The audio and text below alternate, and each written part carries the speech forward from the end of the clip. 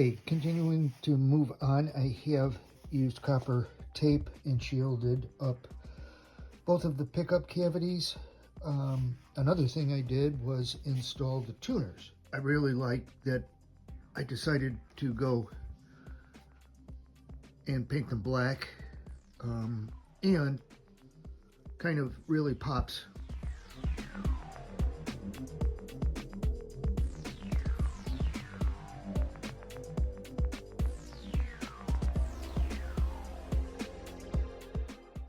This is an old Gibson 355 headstock, and the tuners appear to be uneven on that. I think with that gold hardware. Every time I move to a new step in this process, I check the fretboard, and every time I have to add more lemon oil. With this being my fourth Chinese guitar kit, seems to be pretty consistent. The fretboards are drier than your grandmother's you know what. Anyway, I have no idea at this point how much lemon oil I've added to it. It's one of those situations where I might concentrate on the 5 lowest frets and then move on to 6 through 10, and by the time I'm done with 10, the first 5 look like they're bone dry again. I was jokingly going to say I think I've added a quart of lemon oil to it, but I really don't know if that is an exaggeration. At this point, I'm going to try putting in the pickups. Now, with the shielded pockets, to form a continuous grounded loop, I am going to have to cut some small gauge wire, and here's the hole for the neck pickup electronics and quick connect to go to the controls. For the bridge pickup has the hole right here, but I have to connect that cavity for the neck pickup with a ground wire and connect it to bridge pickup cavity, and then run another wire soldered to the copper to the back of a volume pod. One of these bridge post holes has a small hole for grounding the bridge. Okay, so looking through the pre-wired quick connect setup for the tone and volume jack, there is this long black wire. So this ground wire, which is soldered to volume controls, probably the bridge pickup volume control. This post hole, there's a very small hole at the very top of it, towards the facing this F hole, that ground wire is going to go through for grounding the bridge. One of the things that I do want to point out, all of these kits that have these quick connect systems, you have a male and a female connector that's going to have to fit through the holes in the cavities.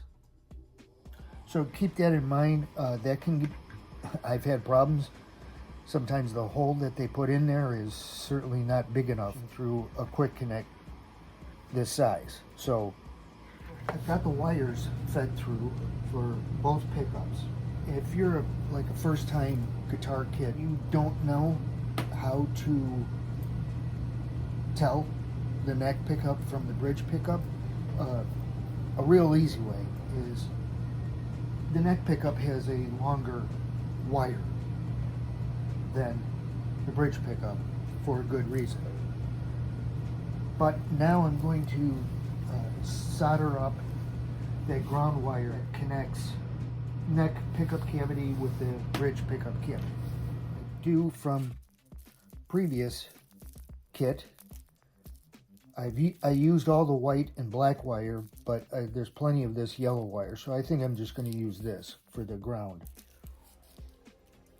I cut myself a pretty decent length of wire. Now I'm going to cut this in half because I need just one piece to go from the neck cavity to the bridge cavity, but then I need another wire to solder to the copper tape in the bridge cavity and run that back and solder that to the back of one of the volume pots. The one I bought, you know, came with flux soldering wire.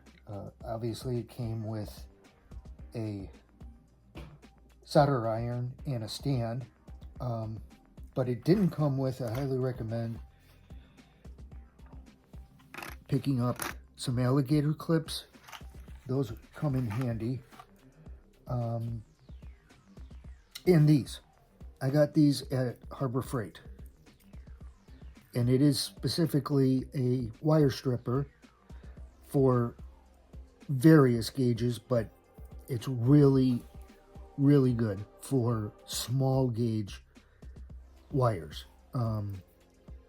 This piece right here rotates. It acts as a stop for how big a hole is here for stripping, small or larger, and it has the gauge, the size of the gauge of the wire along different spots, so you just rotate it until this arm makes contact with that gauge. It was dirt cheap, and I really highly recommend something like this. So I got that long piece cut in half, and I've stripped both ends of this wire. Now, the one thing I think is going to be a pain in the butt is be easy enough to solder up one of the ends to the copper tape in the neck pickup pocket. But then this has to feed through the wire hole for the pickup and then go back in through the hole for the bridge pickup. So it's going to take some finagling. You know, I'm limited to any needle nose pliers, or I always think it's great, get a pair of tweezers and keep those on hand for various reasons. But feeding it back in to the bridge pickup cavity. So I've got one end of the yellow coated wire fed through, and what I'm going to do, since I have this red wire for the pickup, I'm going to try taping the end of the yellow wire to the red pickup wire and just pulling the pickup farther away, and hopefully that feeds that yellow wire all the way through back into the bridge pickup pocket. So here it goes. I've got the one end soldered to the copper tape. I'm going to try my idea of pulling this back through. I've just used masking tape. And there it is. Wow, that worked great. That needs to be soldered to the copper tape.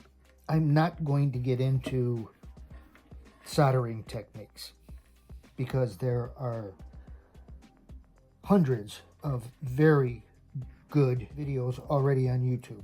What a great motto. Flux is your friend. Be sure to use flux on anything that's going to be contacting something else, and that includes the something else. So I'm going to add flux. I use a little artist paintbrush to wipe it on the wire end, the area where I'm going to solder on the copper tape, you know, soldered to the copper tape just by using the wire that was added to tin. Yeah, that burns really quick, man. Really be careful. You know, this entire rod, not just the tip, is super hot. So as you're leaning anywhere, and I've learned this the hard way, any portion of this that touches any portion of your guitar is going to really screw that up really quick. So here is the ground wire soldered to the copper tape. It's soldered to the copper tape in bridge pickup cavity. Now I have to attach another wire here. I'll get to soldering that to the back of a volume pot later. Now I have everything soldered up. This is the ground wire from the neck pickup cavity. Over here, I've soldered another yellow wire end, which comes out here. Now, as long as all of this copper tape is overlapping, the fact that this is over here and that ground wire is over there, that shouldn't matter, because the grounding should all take place with the copper tape. So we're getting into my favorite part of any build, where it starts to look like a guitar versus just a bunch of parts. Got the pickups screwed in, added the pick guard. When I started the build, I kind of separated all the screws and put them by the items that I was pretty much guessing they were used for. I did want to point out that there was no pre-drilled holes for the pick guard here or for attaching the bracket. Next is going to be the bridge posts and installing the bridge. So obviously, before I put in the posts, I've got to get that ground wire fed into the post hole. So what I ended up doing, you can see the ground wire sticking through the post hole. I used a string and super glued those together, and that did end up pulling and getting the tip of the ground wire into the post hole. So I'm going to use a little bit of the carnauba wax on the post and get it hammered in. So they're in, and of course a simple test to make sure that wire is making contact with the post is pull on it gently and it's in there, which means it is making contact. Sometimes you got to be creative and use your head, like in the case of me super gluing a string this diameter, almost like kite string, to the ground wire and pulling it through. This particular kit, there was no company mentioned on the box. There were no instructions or a link to a video that might be helpful, nothing. So two of the kits I've put together, this one and the Czech Explorer, were both in those respects the same. The other two kits, the Chibanez and the Telecaster, those were made by the same company. It came with instructions. There were different links to YouTube videos to watch a person assemble the guitar. But in situations like this, you just gotta be creative. So I am going to end this video right now. Got the posts in. The last thing I did was solder the ground wire that's going to ground the pickup pockets to the volume pot. It's got the yellow wire here, so I'm thinking it might be the volume for the neck pickup. Okay, so I'm excited about the next video because I do have some water decals to put onto the knobs. I had marked the inside of where the markings were on the outside before painting.